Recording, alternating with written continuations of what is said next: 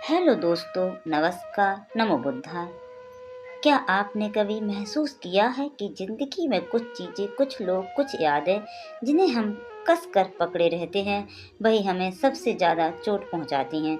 हम छोड़ना नहीं चाहते, लेकिन धीरे-धीरे हम टूटते जाते हैं और फिर एक दिन हम खुद से पूछते हैं, क्या मैं इतना थक चुका हूँ? क्यों मैं इतना टूटा हुआ महसूस करता हूँ? गौतम बुद्ध ने कहा था, आसक्ति दुख की जड़ है। यह वाक्य सुनने में जितना साधारण लगता है, इसका अर्थ उतना ही गहरा है। जीवन में हर दुख, हर पीड़ा की जड़ वही चीज होती है जिसे हम कसकर पकड़े रहते हैं। कभी रिश्ते, कभी गुस्सा, कभी अतीत की कोई गलती, कभी कोई सपना जो पूरा नहीं हुआ, और हम सोचते रहते हैं शायद एक दिन सब बदल जाएगा। लेकिन सच यह है कि पकड़ कर रखने से कुछ नहीं बदलता, उल्टा हमारा ही दर्द बढ़ता है। सोचिए, आपके हाथ में एक जलती हुई लकड़ी हो और आप उसे कसकर पकड़ कर रखें, क्या होगा? जलना, दर्द और अंत में घाव। यही हाल हमारे मन का होता है जब हम उन चीज़ों को छोड़ नहीं पाते जो हमें अंदर ही अंदर जलाती रहती हैं। गौतम बुद्ध के जीवन की एक घटना है। एक दिन एक शिष्य बहुत दुखी होकर उनके पास आया। उसके चेहरे पर थकान और आंखों में आंसू थे। उसने कहा, भगवान, मैं लोगों की उम्मीदें, उनके शब्द, अपनी गलतियां, सब कुछ अपने दिल में दबाकर रखता हूँ। मैं छोड़ना चाहता हूँ, लेकिन छोड़ नहीं पाता। बुद्ध मुस्कुराए। उन्होंने उसे एक पत्थर उठाने को कहा। शिष्य ने पत्थर उठाया और बुद्ध बोले, इसे कसकर पकड़ो। शिष्य ने कसकर पकड़ लिया। कुछ देर बाद उसका हाथ दुखने लगा। बुद्ध बोले, अब इसे छोड़ दो। उसने पत्थर छोड़ा और राहत की सांस ली। बुद्ध ने कहा, यही जीवन है। जब तक पकड़ोगे दर्द बढ़े आएगा, और छोड़ोगे दोगे तो तुरंत शांति मिलेगी। क्या आप भी अपने जीवन में किसी ऐसी चीज को कसकर पकड़ कर बैठे हैं?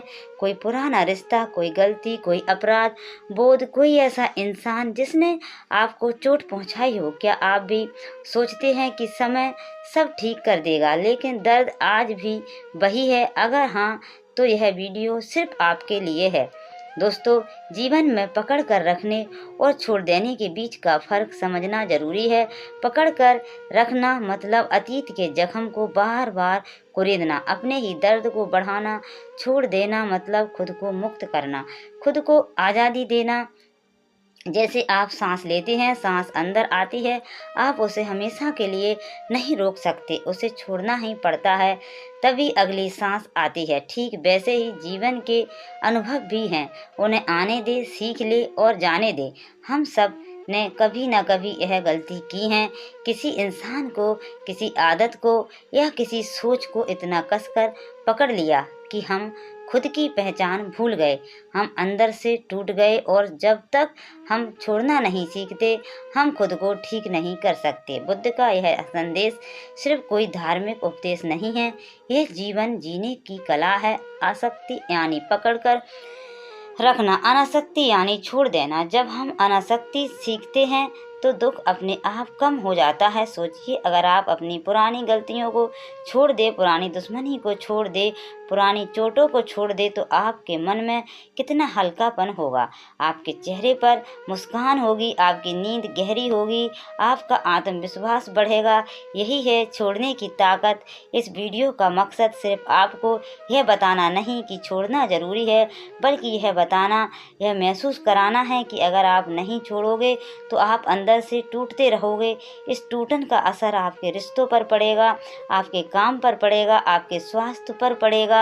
इसलिए आज ही, अभी ही सोचिए कि आज किस चीज़ को पकड़कर बैठे हैं और क्यों। दोस्तों, मैं आपसे यह सवाल पूछती हूँ, क्या आप भी ऐसी पकड़ में फंसे हैं?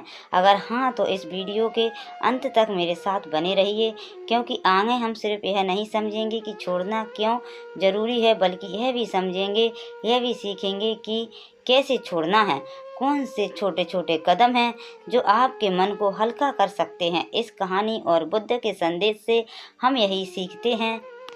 अगर आप अपने जीवन में शांति चाहते हैं, सुख चाहते हैं, आत्मविश्वास और आत्मसम्मान चाहते हैं, तो सबसे पहले छोड़ना सीखिए, क्योंकि जब तक आप छोड़ना नहीं सीखेंगे तब तक आप आगे बढ़ नहीं पाएंगे। और याद रखिए, छोड़ना हारना नहीं है, छोड़ना एक समझदारी है, छोड़ना एक ताकत है, छोड़ना अपने दिल, दिमाग और आत्मा को आज़ाद करने का नाम है। और जैसे ही आप छोड़ते हैं, आपकी ज़िंदगी बदलने लगती है। तो दोस्तों, इस वीडियो में आगे हम सिर्फ यह नहीं देखेंगे कि छोड़ना क्यों ज़रूरी है, बल्कि यह भी समझेंगे कि कैसे इसे अपने जीवन में उतारा जाए। कौन से कदम आपके जीवन को हल्का और खुशहाल बना सकते हैं। इसलिए अंत तक हमारे साथ बने रहिए, क्योंकि आने वाला हिस्सा आपके जीवन में सबसे बड़ा बदलाव ला सकता है। दोस्तों, अभी तक हमने समझा है कि जीवन में पकड़ कर रखने और छोड़ने देने के बीच में कितना बड़ा फर्क है। अब जरा और गहराई में चलते हैं, वही जहाँ गौतम बुद्ध का संदेश हमें रोशनी देता है। गौतम बुद्ध कहते हैं, जैसा कमल का फूल पानी में रहते हुए भी गंदगी से ऊपर खिलता है, वैसे ही इंसान को भी आसक्ति और मोह से ऊपर उठकर जीना सीखना चाहिए। यह वाक्य सुनने में कितना आसान लगता है, लेकिन अगर आप इसका अर्थ अपने जीवन में उतार ले तो आपकी पूरी सोच बदल सकती है। एक दिन बुद्ध अपने शिष्यों के साथ नदी के किनारे बैठे थे। उन्होंने एक छोटे से बच्चे को देखा जो रेत में खेल रहा था। बच्चा रेत के किले बना रहा था और बार बार उन्हें तोड़ रहा था। शिष्यों को यह देखकर हंसी आई। बुद्ध ने मुस्कुराकर कहा, देखो, यह बच्चा जीवन का सबसे बड़ा सच सिखा रहा है। यह रेत का किला बना भी रहा है और बिना दुख के उसे तोड़ भी रहा है। हम बड़े होकर इसे सहजता को खो देते हैं। हम चीज़ें बनाते हैं, रिश्ते बनाते हैं, उम्मीदें बनाते हैं और फिर उनसे चिपक जाते हैं। यही हमारी पीड़ा का कारण है। दोस्तों, क्या आपने कभी गौर किया है कि हम सब भी कहीं ना कहीं उसी रेत के किले में फंसे हुए हैं। बचपन की कोई याद, स्कूल के दोस्त, पहला प्यार, पहली नौकरी, पहला झगड़ा, यह सब हमारे मन के किले हैं। फर्क बस इतना है कि हम इन्हें तोड़ना नहीं चाहते हैं। हम सोचते हैं, अगर यह चला गया तो मैं क्या करूँगा, और यही सोच हमें तोड़ देती है। बुद्ध कहते हैं, जीवन एक बहती हुई नदी की तरह है। आप उस नदी का पानी मुट्ठी में भर सकते हैं, लेकिन वह ठहरेगा नहीं, वह बह जाएगा।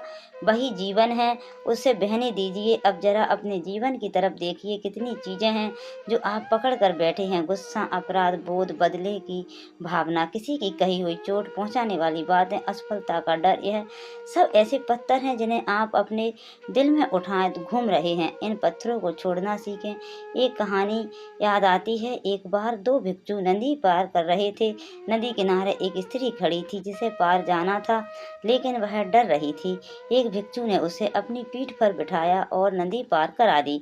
दूसरी तरफ पहुंचकर उसने स्त्री को उतार दिया और आगे बढ़ गया। लेकिन दूसरा भिक्षु कई मील चलने के बाद बोला, भाई, तुमने ब्रह्मचार्य की प्रतिज्ञा ली है, फिर भी तुमने उस स्त्री को क्यों उठाया? पहला भिक्षु मुस्कुराया और बोला, मैंने उसे नदी के किनारे ही उतार दिया था, लेकिन तुम उसे अभी तक अपने दिमाग में ढो रहे हो। यही तो जीवन है दोस्तों, हम भी उन चीज़ों को अपने मन में ढोते रहते हैं जिन्हें हमें बहुत पहले छोड़ देना चाहिए था।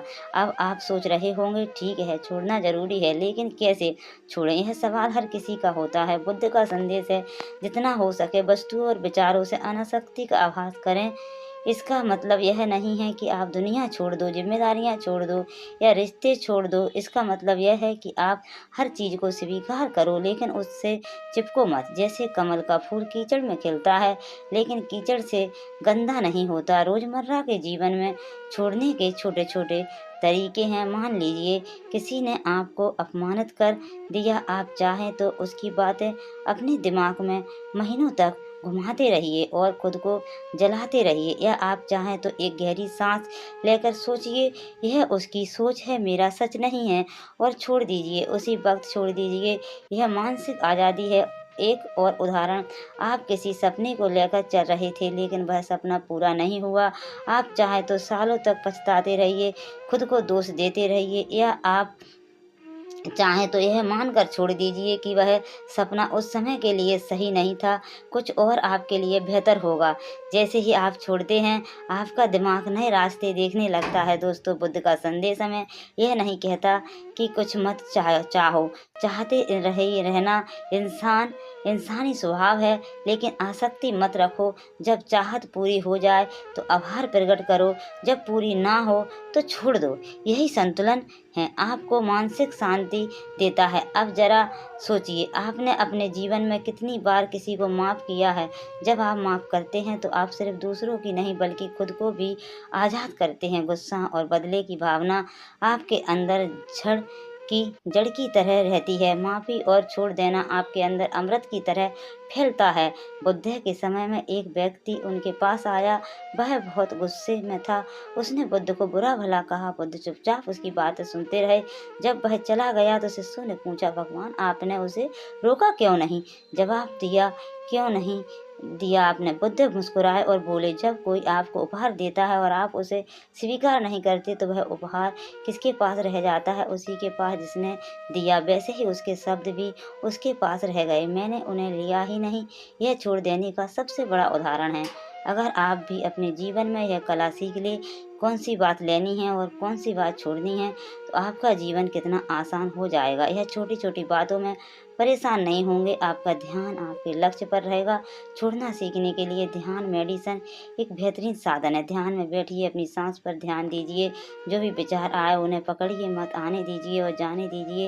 यही अभ्यास धीरे धीरे आपके जीवन में उतर जाएगा। फिर जब कोई नकारात्मक घटना होगी तो आपका मन खुद कहेगा, इसे जाने दो। आप डायरी भी लिख सकते हो। जो भी बात आपको परेशान कर रही है उसे कागज़ पर लिखिए और फिर उस कागज़ को फाड़ दीजिए या जला दीजिए। यह एक प्रतिक्रियात्मक तरीका है छोड़ने का। मन को लगेगा कि मैंने इसे छोड़ दिया है। एक और तरीका है एक्सेप्टेंस यानी स्वीकारता। जब आप किसी चीज़ को स्वीकार करते हैं तो आपका आधा दर्द उसी वक्त खत्म हो जाता है। मान लीजिए आपका रिश्ता टूट गया, कोई परिजन चला गया या कोई सपना टूट गया। आप चाहे जितना भी लड़ ले, वह चीज़ वापस नहीं आएगी। लेकिन जैसे ही आप स्वीकार करते हैं, हाँ यह हुआ है, आप उसे छोड़ने की दिशा में बढ़ जाते हैं। दोस्तों, छोड़ना मतलब भागना नहीं है। छोड़ना मतलब साहसिक निर्णय लेना है कि मैं अब इस बोझ को नहीं उठाऊंगा, मैं अब अपने जीवन में आगे बढ़ूंगा। यही ताकत बुद्ध हमें सिखाते हैं। सोचिए, अगर आप अपने जीवन में सब चीज़ों को छोड़ दें जो आपको कमज़ोर बना रही हैं तो आपके पास कितनी ऊर्जा होगी। वह ऊर्जा आप अपने सपनों, अपने लक्ष्यों, अपने परिवार और अपने स्वास्थ्य में लगा सकते हैं। मुश्किल समय का आना तय है, लेकिन उसे हार मान लेना आपके हाथ में नहीं होना चाहिए। आप उस समय को कैसे देखते हैं, कैसे जीते हैं और कैसे सीखते हैं, यह बात बहुत ज़रूरी है, आपकी असली जीत है। तो दोस्तों, अगर यह संदेश आपके जीवन में थोड़ी सी भी उम्मीद, थोड़ी सी भी ताकत और थोड़ी सी भी सकारात्मकता लेकर आया हो तो अभी इस वीडियो को लाइक कीजिए, अपने दोस्तों और परिवार के साथ शेयर कीजिए और सबसे ज़रूरी हमारे चैनल को सब्सक्राइब कीजिए, ताकि जब भी हम एक नया प्रेरक संदेश या कहानी लेकर आए वह सबसे पहले आपके पास पहुंचे। आपका सहयोग ही हमारी सबसे बड़ी ताकत है। आइए मिलकर इस सकारात्मक सोच को पूरे समाज में फैलाएं। मिलकर इस दुनिया को थोड़ा और उजाला, थोड़ा और दयालु और थोड़ा और प्रेरणादायक बनाएं। अंत में यही कहूँगी, बुरा समय कोई श्राप नहीं, एक वरदान है। ये हमें गिराता नहीं, उठाना सिखाता है। ये हमें तोड़ना नहीं, गढ़ता है। और जब हम इसे समझ जाते हैं तो हम अजय हो जाते हैं। धन्यवाद। और आप सभी को जीवन की हर परिस्थितियों में आगे बढ़ने, सीखने और मुस्कुराने की शुभकामनाएं। फिर मिलेंगे नेक्स्ट वीडियो में। जब तक के लिए आप हंसते रहें, मुस्कुराते रहें, खुश रहें। नमो बुद्धाय, नमो बुद्धाय।